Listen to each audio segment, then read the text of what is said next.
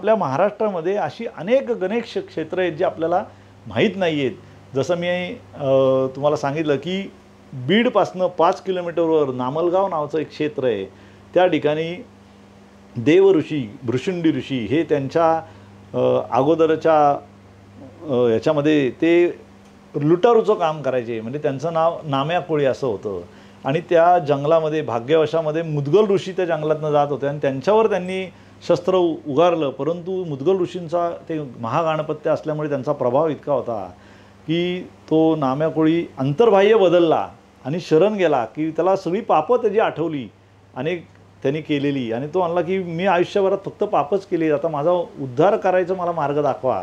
त्यांच्या हातात एक काठी असते मुदगल ऋषींच्या, ती जमिनीमध्ये ते खोवतात आणि त्यांना गणपती बाप्पाचं नाव देतात, नामस्मरण देतात आणि ते करायला सांगतात आणि ते निघून जातात. आणि नंतर अनेक हजारो वर्षानंतर जेव्हा मुदगल ऋषी त्या ठिकाणी येतात तेव्हा त्यांच्या लक्षात येते की अरे आपण इथं कोणाला तरी गणपती बाप्पाची दीक्षा दिलेली आहे. खूप मोठं वारूळ झालेलं असतं आणि त्या झाडाचा पालवी फुटून वृक्ष झालेला असतो. ते त्यांच्या कमंडलूतलं जल प्रोक्षण करतात. तर ते जो नाम्या कोळी असतो त्याच्या इतकी प्रखर गणेशाची उपासना झालेली असते की त्यांच्या भ्रूमध्यामधनं सोंड फुटते, म्हणून त्यांना भृशुंडी ऋषी असं संबोधलं जातं. आणि गणपती बाप्पा देखील त्यांना वर देतात की गणपती बाप्पांचा प्रधान शिष्य अशा पद्धतीची त्यांची ओळख आहे. म्हणून त्या पंचेश्वरांचे गुरु असं त्यांना संबोधलं गेलं आहे. त्यांनी स्थापन केलेल्या बाप्पाचं तिथं मंदिर आहे, आशापूरक गणेश असं नाव आहे. आणि आज जरी आपण तिथं गेलात तरी तो जो वृक्ष आहे तो आता थोडा उन्मळून पडलेला आहे, परंतु जवळजवळ 2.5 एकरचा त्याचा घेर आहे आणि त्या घेरामध्ये कुठलंही झाड नाही आहे. तोच वृक्ष आहे, तो भृशुंडी ऋषींचा आहे. आणि त्या बीडच्या क्षेत्रापासून 35 किलोमीटरवर राक्षस भवन नावाचं क्षेत्र आहे, तिथे शनी महाराजांचं मंदिर प्रचलित आहे. परंतु त्याच्या बाजूला एक गणपती बाप्पाचं छोटंसं मंदिर आहे. त्याचा उल्लेख गणेश पुराणामध्ये विज्ञान गणपती असा केलेला आहे. त्या एकाच स्थानावर भगवान दत्तात्रय आणि भगवान शंकरांनी वेगवेगळ्या समयी गणपती बाप्पाची उपासना केलेली आहे. आणि गणपती बाप्पांनी त्यांना दोघांनाही त्या वेळेला वर दिलेले आहेत. आणि स्वतः भगवान दत्त महाराजांनी त्या गणपती बाप्पाच्या मूर्तीची स्थापना तिथं केलेली आहे. गोदावरी नदीच्या काठी ते मंदिर आहे, परंतु त्याची माहिती देखील आपल्याला नाही आहे.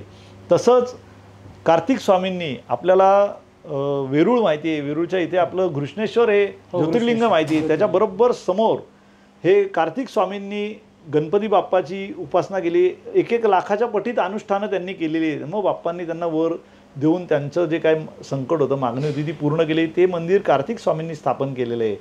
भगवान इंद्रदेवांनी कळंब हे क्षेत्र यवतमाळच्या जवळ त्या ठिकाणी गणपती बाप्पाच्या क्षेत्राची स्थापना केलेली आहे. नंदीग्राम आपल्याला नांदेड हे गाव माहिती आहे, पण त्याचं मूळ नाव नंदीग्राम असं आहे. त्या ठिकाणी नंदीनी गणपती बाप्पाची तपश्चर्या केली आणि तिथं गणपती बाप्पाच्या मंदिराची स्थापना केली, जे आज देखील आपल्याला बघायला मिळेल. जिथं शिवलिंग आहे गोदावरी नदीच्या काठी, नांदेडपासून 11 किलोमीटर अंतरावर जी गोदावरी नदी आहे त्या शिवलिंगावर स्वयंभू गणपती बाप्पा आहे, ते नंदींनी स्थापन केलेलं आहे.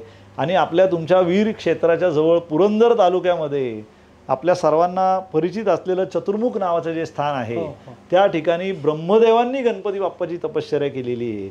आणि त्या ठिकाणी 2 वडाची झाडं आहेत. बिन पारंब्याची जगातली एकमेव ती झाडं आहेत, कारण त्या पारंब्या ब्रह्मदेवांना टोचत होत्या म्हणून त्यांनी त्यांना शाप दिलेला आहे.